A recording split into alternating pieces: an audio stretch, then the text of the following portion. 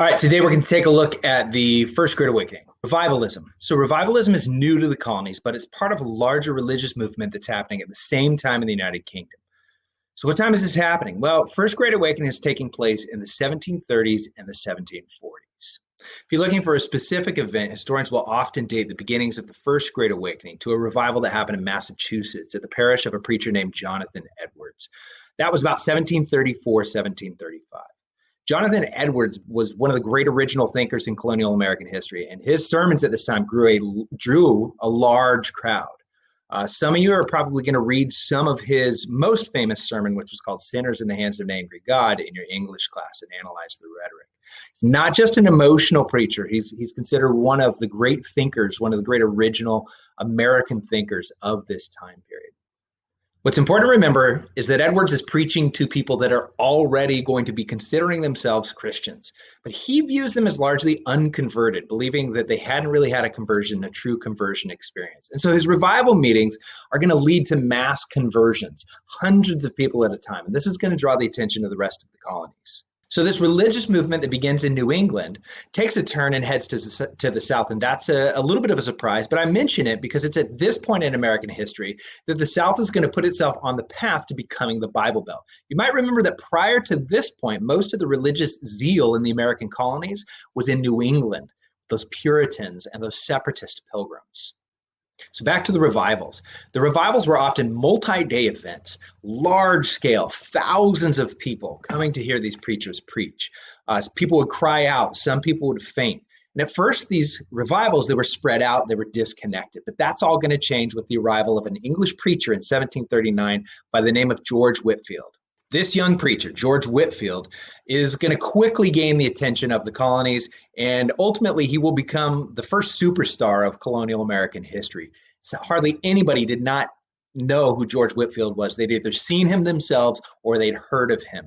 We have notes from Benjamin Franklin, who went and saw Whitefield speak many times, who said his speeches were just incredibly compelling.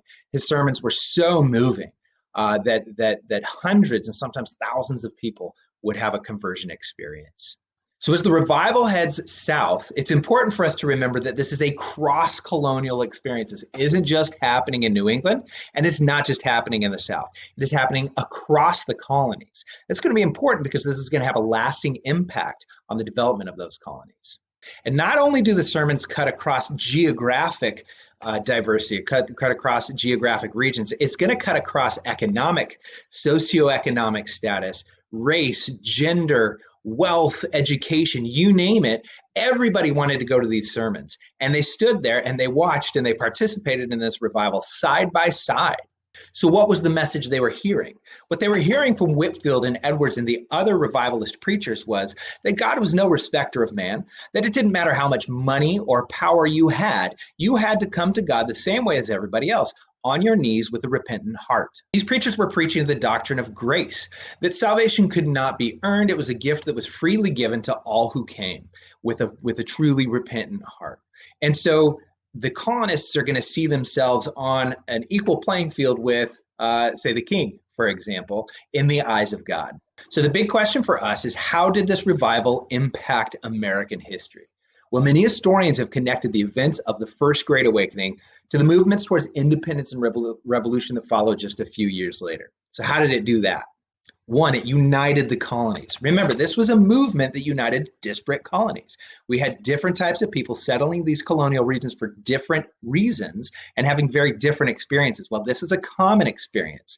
The American colonists are beginning to see themselves as uniquely American, a separate people. They're disconnecting from their English heritage in a sense. Historians are considering this First Great Awakening, they consider it the first national event in American history. It was that big, it was that widespread.